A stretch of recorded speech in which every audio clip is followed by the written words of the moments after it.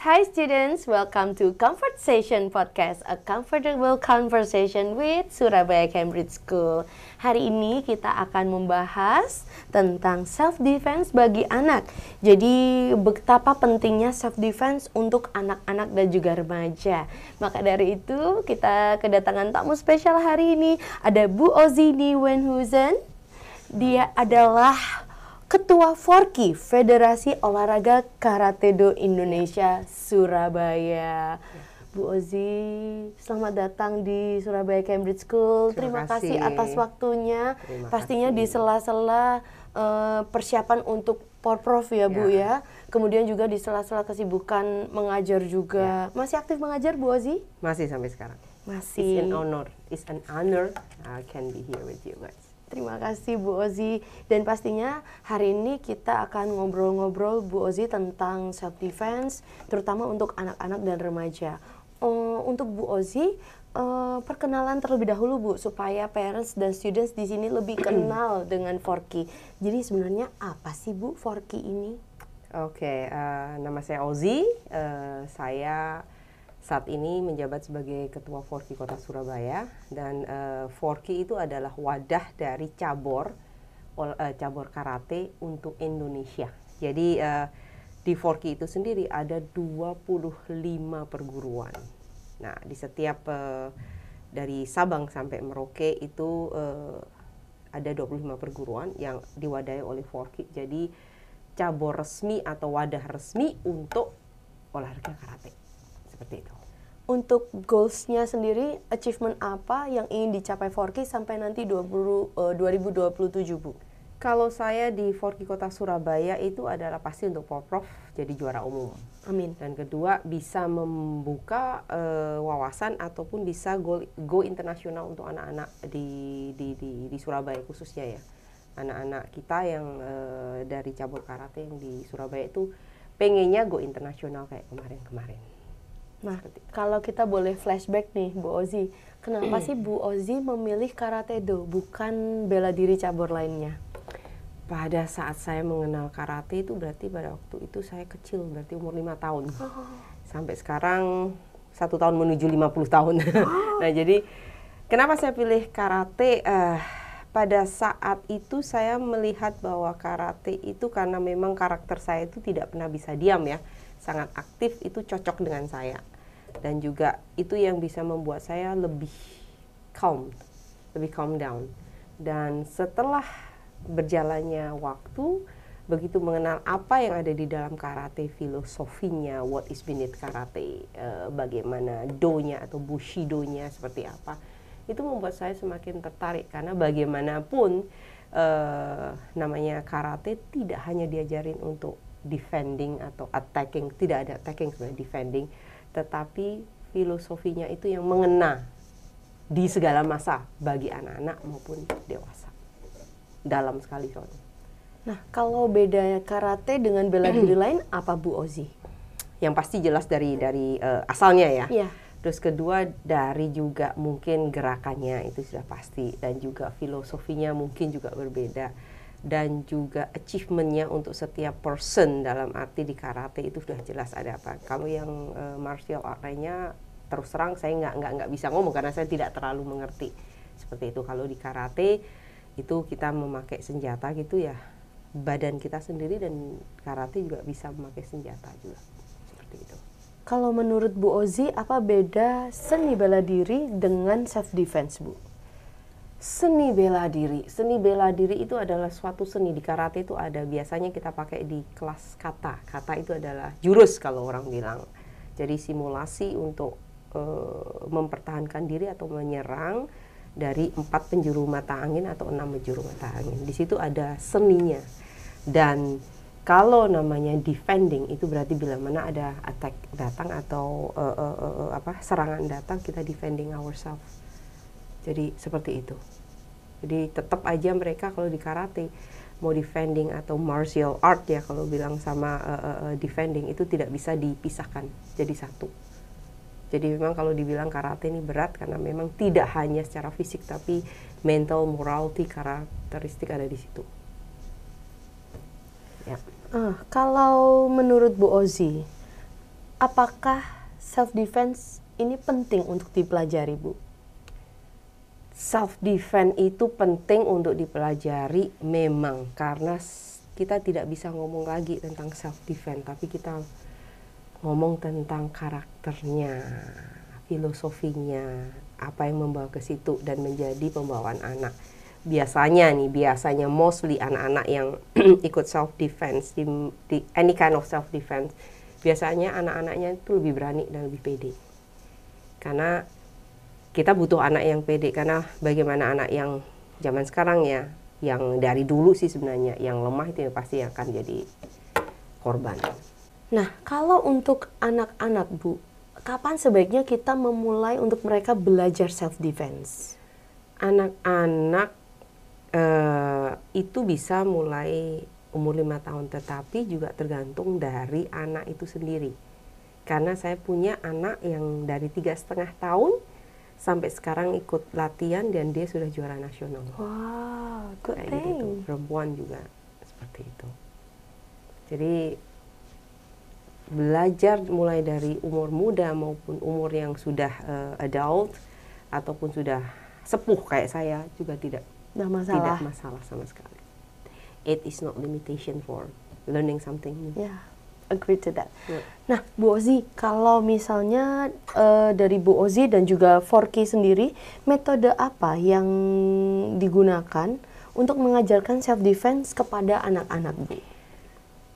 Untuk anak-anak biasanya metode yang saya ajarkan ke mereka pertama kali adalah bagaimana cara mereka itu mengerti adanya konsekuensi dan kenyataan. Dalam arti adalah itu akan masuk ke karakter mereka. Karena bagaimanapun juga self defense ataupun seni bela diri yang dari aliran apapun dan seni bela diri manapun sebenarnya itu merusak. Jelas. Tetapi bila mana tidak didasari dengan karakteristik dan mental dan moral yang bagus, jadinya kita menciptakan preman sebenarnya. Makanya kenapa saya bilang karate ini sangat berat, karena apa? Tidak hanya secara fisik, teknik, tetapi juga karakteristiknya, mentalitasnya, dan moralitasnya. Seperti itu. Karena kita ada namanya Bushido. Bushido itu adalah jalan yang bagaimana ada encouragement, berani, disiplin, obedient, harus respect sama yang lainnya, harus lebih baik setiap hari kayak gitu tuh. Itu yang biasanya kami tekankan ke anak-anak setelah mereka mengerti, dan biasanya pasti ada adaptasi dong. Yeah. Teknik pasti tetap jalan, tetapi konsekuensi juga tetap pasti jalan. Nah, untuk metode pengajarannya, Bu, apakah mungkin ada skenario tertentu atau teknik dengan hitungan intensitasnya seperti apa? Nah, Oke. Kalau biasanya di kami ya, ngelatih kalau satu kelas biasanya kalau mereka datang, itu saya biasanya akan mengajarkan mereka bertanggung jawab kepada mereka diri mereka sendiri. Saya bilang, ayo Taiso sendiri, dalam arti Taiso sendiri itu warming up sendiri. Saya akan lihat kanan kiri, lihat. Oke, setelah itu kita akan latihan basic atau Kihong kita bilangnya. Kihong itu ya kayak ya gerakan dasar dulu, ya itu secara hitungan ataupun secara ya pasti gerakan 5 kali ke depan, 5 kali ke belakang, something like that. Setelah itu baru biasanya kita main, kalau biasanya ada kata dulu, kata yang tadi atau komite untuk fighting. Setelah itu biasanya kita ada briefing. Jadi kita biasanya ada season untuk kadang anak curhat, kadang ada problem solution, kadang ada banyak hal atau motivasi. Dan selalu kalau saya memberikan sesuatu kenyataan kayak gini, kamu mau jadi juara, contohnya ya kamu harus latihan. Nggak ada instan di sini. Instan noodle aja kalau kamu bikin harus ada prosesnya. Apalagi yang namanya hal kayak seperti ini. Tak, kamu tidak bisa duduk aja dan lihat, oke, saya jadi menang. Tidak bisa. Saya bilang gitu.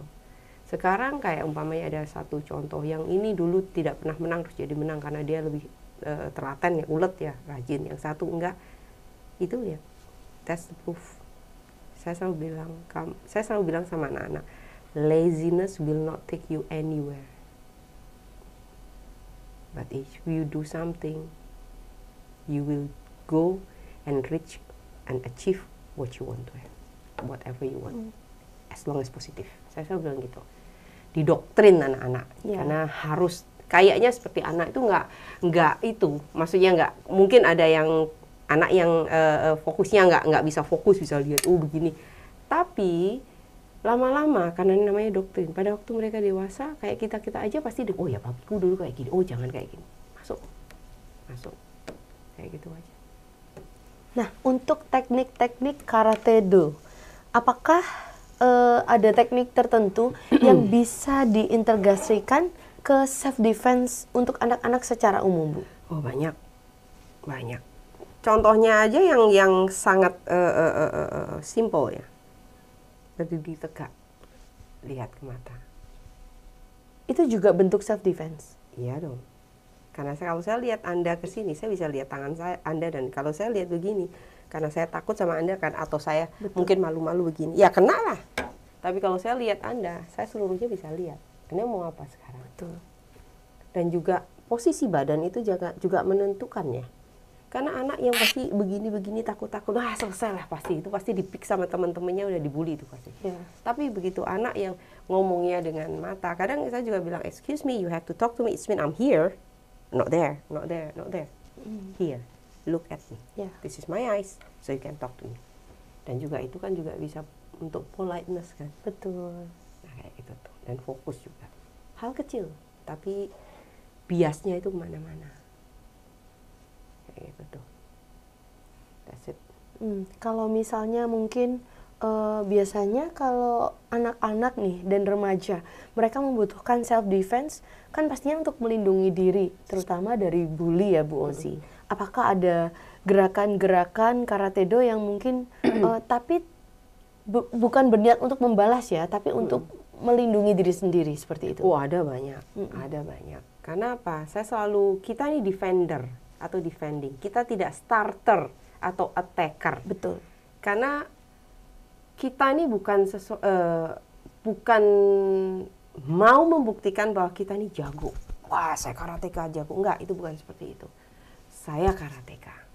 Berarti I have to know myself. Jadi kalau mereka mau datang, saya selalu bilang sama anak-anak, selalu pakai kata-kata dulu. You are offended me. I don't like you. Are too close. You are too close to me. You are breaking my privacy or something. 1, 2, 3 times kayak gitu. Kalau enggak, selalu pakai kata-kata dulu. Lapor ke guru. Tetapi bila mana itu tidak terjadi dan selalu dia itu mesti mepet ya, namanya juga orang mau melukai atau mengganggu ya. Itu pastikan sampai harus kena dan paling harus nangis kayak apa kayak namanya biar mereka puas gitu. Kalau tetapi pada saat mereka itu di situasi yang bahaya dan sudah you have to defend yourself and you have a right to defend yourself. Something if defend yourself instinctively, you also attack. Sometimes defend aja bisa hurt yang attacking. Iya betul. Nah, selalu saya bilang jangan pernah jadi starter karena itu will go nowhere. Kalau sesuatu yang baik umpamanya suatu tujuan yang baik starter oke, tapi kalau untuk mencari gara-gara just don't do that. It's not us. Saya selalu bilang gitu. Kalau apa Bu, manfaat positif ketika anak-anak ini sudah diajari atau dibekali dengan self defense secara fisik maupun mental? Secara mental sih, contohnya nih anak yang lemotnya minta ampun dipanggil kadang halo Yai. Akhirnya lama-lama itu mereka akan jadi responsif, nggak lemot. Kedua untuk pede jelas. Percaya Anak diri. yang untuk percaya dirinya, anak pasti akan lebih pede karena apa? Dia merasa mampu dalam arti bukan mampu di atas above yang menjadi arrogant ya. Dan itu biasanya kita ada batasan kayak gitu tuh. Dan juga untuk lebih obedient, lebih respectful, lebih sportif, lebih sehat, dan juga permainan ataupun latihan untuk self defense dan banyak bukan hanya self defense, olahraga lainnya itu akan membuat sehat dan juga pertumbuhan anak secara fisik akan jadi lebih bagus. Ada anak yang cuma makan sesuatu yang junk food terus nonton dan main berjam-jam dan lain sebagainya. Penyakit yang datang. Akhirnya dia tidak empati juga tidak ada, responsif pun juga tidak ada, obedient mana ada obedient kalau sudah mulai adiktif sama ini. Terus mau diajak bergerak sudah nggak mau. Dan akhirnya jadi masalah antara orang tua dan anak. Gegeran. Saya banyak punya murid seperti itu. Dapat murid seperti itu. Jadi adiktif sampai kena itu bungkuk ya. Bungkuk. Iya, skoliosis. Sampai ya akhirnya sama dokter disuruh ikut bela diri karena betul-betul di X-ray-nya sudah bungkuk kayak begitu. Jadi ya itu yang terjadi di dunia saat ini dan suka nggak suka kita harus hadapi sebagai orang tua ataupun tapi ya bagaimana tidak bisa ya terserah anak nggak bisa terserah anak karena nanti akan jadi bumerang. Karena 0 sampai 15 tahun menurut saya itu orang tua yang mengarahkan. Betul. Tapi setelah itu mereka baru belajar membuat keputusan. That's it. Ketika anak-anak belajar karate atau self defense, value apa yang bisa mereka dapatkan? Misalnya mungkin leadership, resilience, atau apa? Leadership sebagai komunikator juga dan lebih tanggap, maksudnya responsif saya bilang. Karena apa? Di dalam any martial art ya, kadang kita bilang oke, karena sudah pada datang semua saya bilang, Taiso dong, senior siapa ini? Yang sabuk hijau kayak sabuk ini. Kamu yang leading deh itu. Jadi mereka bilang, since I don't know how to do that, just do it like we teach you before. So you can do it. If I can do it, you can do it also. Jadi ya udah, akhirnya biasa. Ngomong pun juga akhirnya juga biasa dalam arti karena kami discuss di dojo saya. Bila mana saya mau ngomong dan mereka pada rame ngomong sendiri, saya cuma angkat tangan begini aja. Mereka akan lihat, mereka akan angkat tangan, it's when I'm ready, sensei. Begitu saya turun, mereka akan turun. Can I talk? Yes, sensei. Os. Jadi saya ngomong. Tanpa saya harus, hei kamu diam enggak. Di tempat saya memang seperti itu. Jadi pada saat mereka rame, saya ngomong. Mereka ngomong, saya begini aja. Mereka pasti akan semua naik angkat tangan begini. Semua sudah angkat tangan, saya turun. Karena kita kasih konsekuensi. Karena kalau ada yang masih gitu, hey, come on, sensei want to talk. Ya, okay. Jadi mereka tahu di mana bermain, di mana harus tenang. Iya tenang, di mana mereka harus latihan, di mana mereka harus ngomong. Seperti itu. Tapi di tempat saya juga tidak kasih limitasi. Kamu tidak boleh ngomong, tidak bisa. Kalau saya ngomong, wait later. Nanti oke, what do you want to say? Ini. Ketika diberi kesempatan, ya akan bicara. Nah, kalau anak perempuan belajar self defense, menurut Bu Ozi penting nggak? Karena takutnya kalau latihan self defense nanti dia terlalu maskulin, begini. Nah, gimana menurut Bu Ozi? Self defense untuk perempuan itu bagi saya ya, dari perubahan zaman dari dulu sampai sekarang itu penting. Kalau dibilang mau maskulin tidak bisa karena kita tidak punya hormon testosteron. Jadi anak saya yang sampai ada juara dunia, ada 5 juara dunia di situ, yang cewek-cewek tetap kalau apa seperti cewek. Lihat kodok lompat dan menangis. Itu ada. Padahal dia itu juara-juara di mana? Lihat kodok, wah! Lihat itu girly itu masih tetap. Masih suka ya? Tetap. Jadi kayaknya itu ya kayak cewek pada umumnya, tetapi pada saat di tatami atau di arena, lihat, dan juga pada saat mau diganggu, ya saya sebagai sensei cuma ya silahkan aja maju, saya cuma mau lihat aja mana yang akan jatuh duluan, walaupun dia cewek. Seperti itu. Zaman sekarang cewek itu kalau apa ya tidak bisa melakukan apa-apa karena apa ya, kadang kita bisa lihat ya anak untuk umpamanya habis makan ada bisa makan aja, ininya ditaruh begini aja nggak di sering kayak gini, kan sesuatu yang come on, jadi nggak, apalagi cewek harus tertata. Karate tidak boleh namanya jalannya begini, nggak bisa, harus perimpen.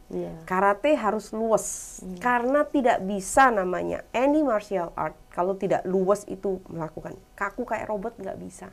Tidak hanya power, tidak hanya power, tidak hanya speed, tidak hanya untuk itu tok, tapi harus gracefully juga. Tidak hanya keras, Tidak tapi hanya juga keras, tapi harus luwes. Karena menjatuhkan lawan tidak hanya dengan kekuatan, tapi dengan keluasan bisa. Itu yang bahaya malah. Untuk skill self defense, skill apa yang perlu dan penting dipelajari oleh anak-anak? Skill yang penting ya self defense itu sendiri. Bagaimana cara mempertahankan diri mereka dengan cara memperbaiki posturnya dulu, cara dia berdirinya, lihat orang dan lain sebagainya. Jadi maksud saya skill spesifik Bu, misalnya menangkis mungkin kalau dipukul ya, seperti apa skillnya? Ya betul kan ya. Ya jadi seumpama skill ketika mungkin ya yang tadi saya bahas ketika mengalami perundungan seperti itu Bu. Apakah misal dari postur mungkin, kemudian ada skill lain? Itu kalau skill itu menghindar aja, dalam arti begini. Itu dia, menghindar. Berkelit ya. Iya. Bahasa Indonesia berkelit dulu aja.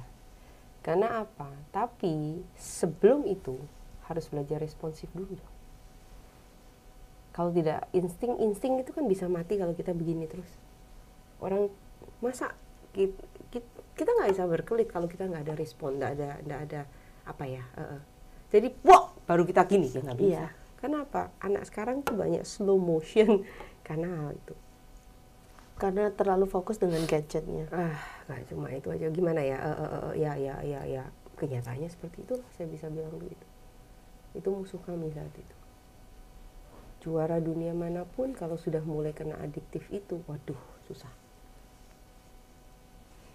Baik, berarti untuk lebih responsif dan juga mungkin menghindar Instingnya, atau berkelit untuk melatih insting mereka ya.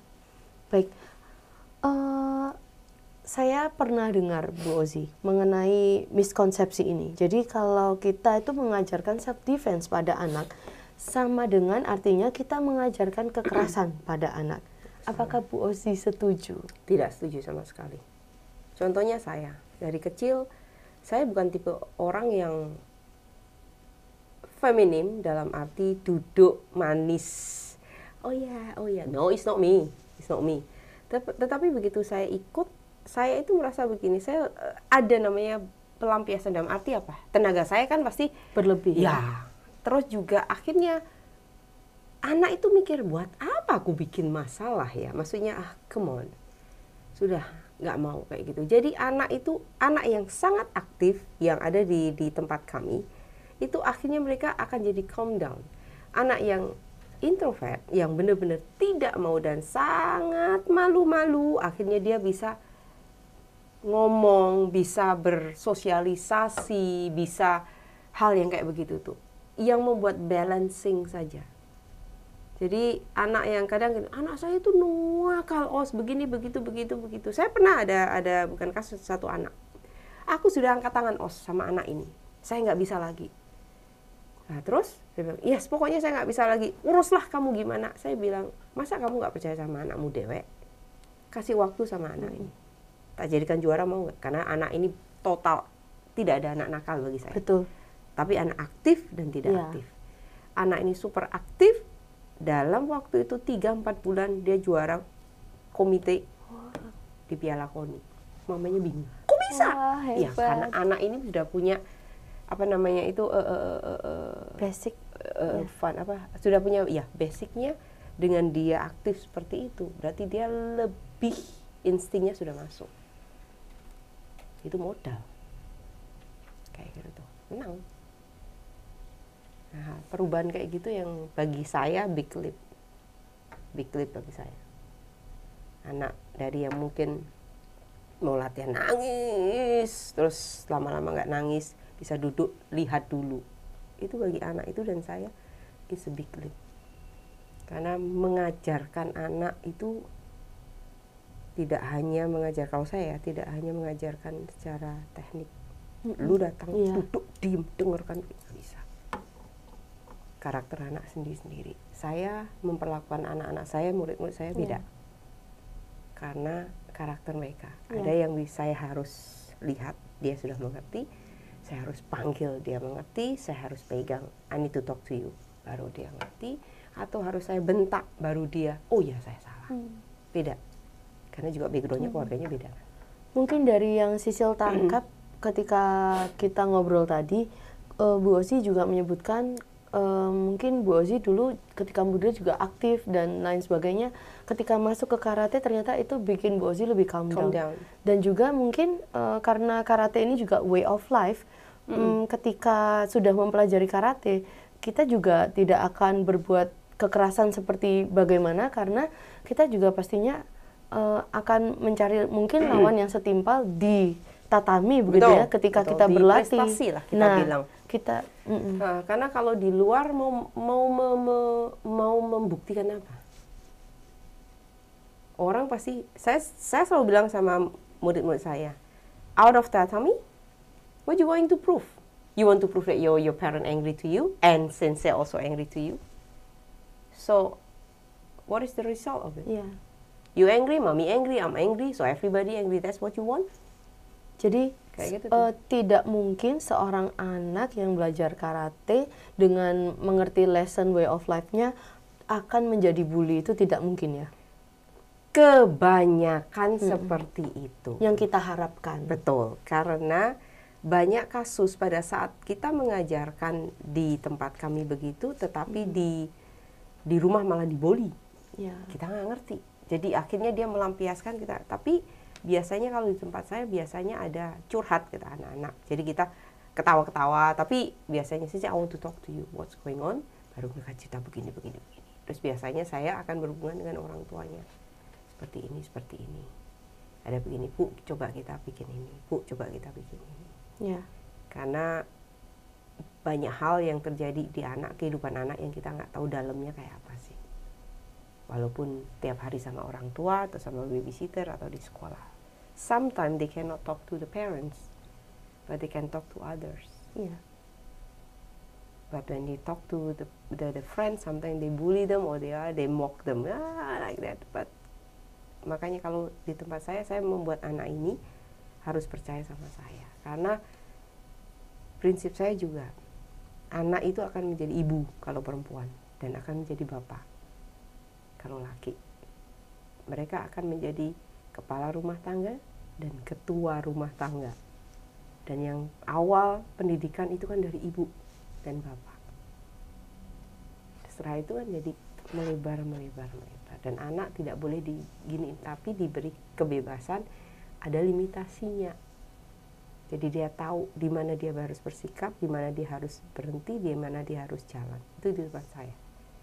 Kalau dia kalau umpamanya, karena anak-anak kami itu kebanyakan dari dari sekolah-sekolah yang memang national plus at least, itu mereka akan mempertanyakan segala sesuatu yang kecil pun akan bisa jadi satu karangan banyak kalau kita nggak bisa jawab dengan tepat, karena mereka mencari fact. Dan biasanya kalau kita orang tua atau biasanya sudahlah, udah kamu tuh terlalu banyak ngomong lah begini. Yeah. Jadi kalau kita gini, kenapa seperti ini? Jadi saya jelaskan begini. Oh, so it's been like that. Jadi nanti saya pakai itu ya, bazooka ini kan, nah, that is too much. Reality it will be like that? No. So what you gonna do then? You have yourself and your hand. So what you have to do? Ini. Jadi nggak kadang, sini ya, kayak ada anak dikasih tahu, nanti kamu dilaporkan polisi loh. Who going to report to the police? Nobody want to report to the police here. So come here, can I talk to you? Harus sesuai kenyataan. Nah, jadi anak itu tidak akhirnya menjadi liar juga. Maksudnya nggak kayak begitu. Kadang saya juga, this kind of thing is very important. Very simple thing, but it's very important. Biasanya lapor ke polisi atau disuntik ke dokter, aduh. Kayak barusan aja kemarin ada satu anak yang belum dijemput sama orang tuanya. Biasanya kita kan ngobrol.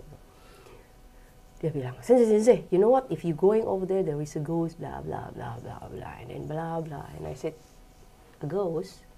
Do you believe in it? I don't know. Can you going over there?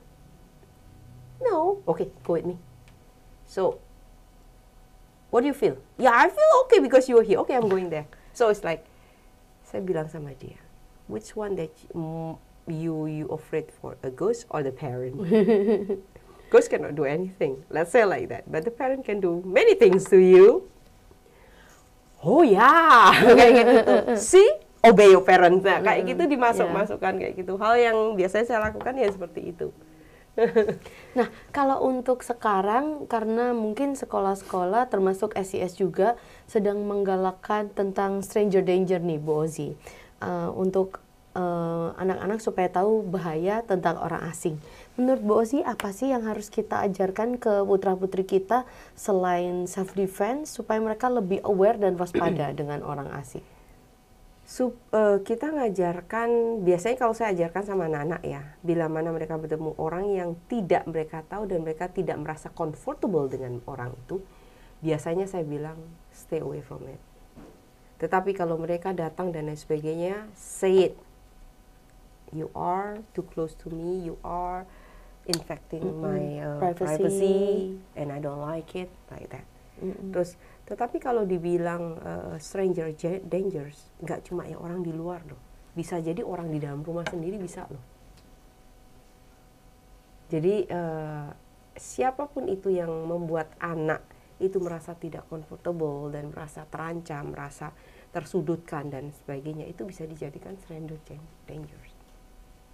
Dan itu anak saya ajarkan untuk juga bicara, melaporkan ke siapa yang dia kenal ataupun yang kayak ke gurunya kayak atau ke orang tuanya, kayak saya ketemu ini mami tadi begini-begini. Karena kita butuh anak-anak itu ngomong apa adanya ke kita. Kayak gitu. Kalau untuk situational awareness-nya, kesadaran mereka tentang potensi bahaya yang mungkin mengancam keselamatan mereka, gimana Bu Ozi mengajarkan untuk anak-anak bisa aware tentang ini? Kalau dia di suatu tempat yang membahayakan mereka, kayak contohnya nih, teman-temannya mereka sendiri, yuk minum kayak, ayo ngedrak kayak, ayo coba ngerokok dan lain sebagainya.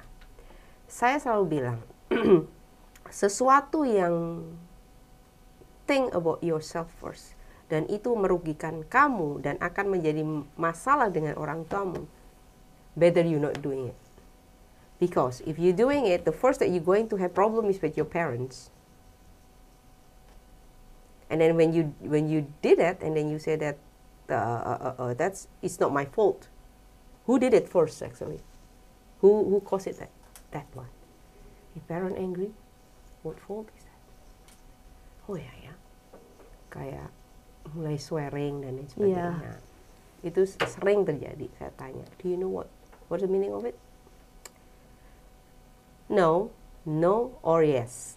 Yes, but I don't want to say it. If you don't know what does that mean, so do not say it, because that can be meaning so bad. If you know the meaning of it, and you know the meaning of it, and the meaning is bad, and why you say that?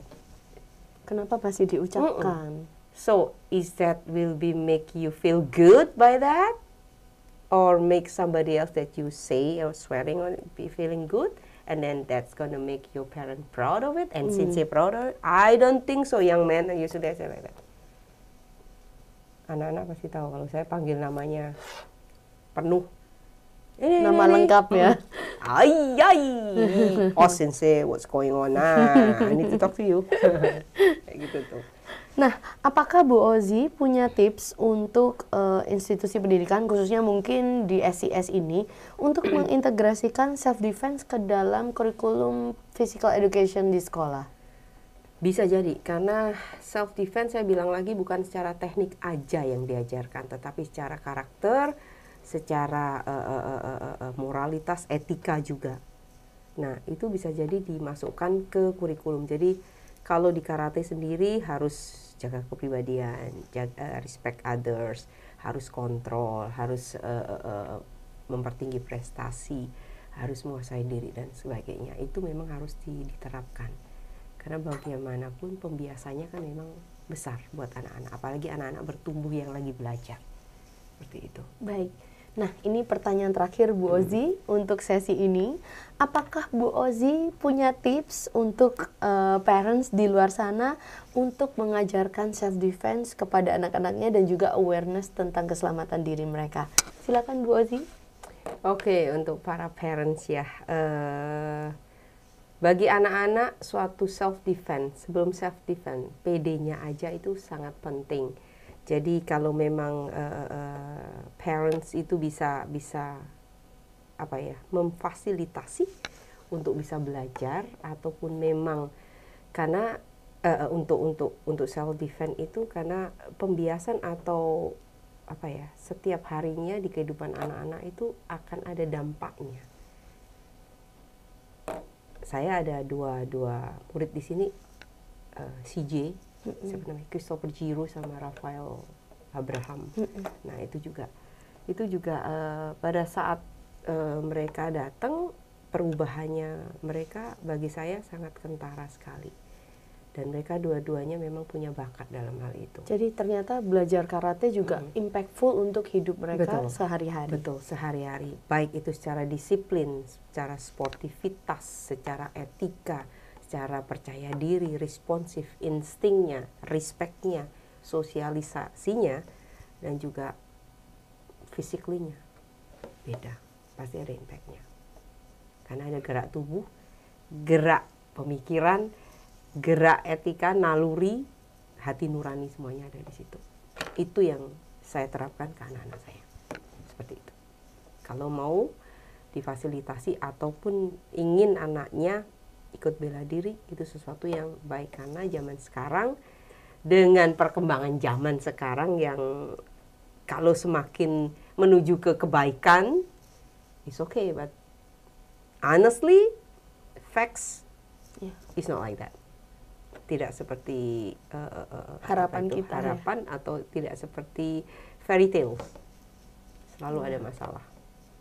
Seperti World itu. is hard now. Yeah, getting hard and harder. Baik, terima kasih Bu Ozi Sama-sama. atas waktunya sudah hadir di Sama-sama. SCS hari ini. Pastinya ini akan menjadi pengetahuan yang baru juga untuk para parents yang ada di sana, karena pastinya untuk mengutamakan atau mengajarkan self defense kepada anak-anak, kita harus mengingatkan terlebih dahulu, kita harus kembali lagi ke kepercayaan diri mereka bahwa mereka itu matter dan valuable. Yep. Baik, terima kasih Bu Ozi atas waktunya. Sama-sama. Thank you so much parents and students. Sampai jumpa di video yang berikutnya, dan jangan lupa subscribe channel ini dan komen juga tonton video kami yang lain. Goodbye, see you next time.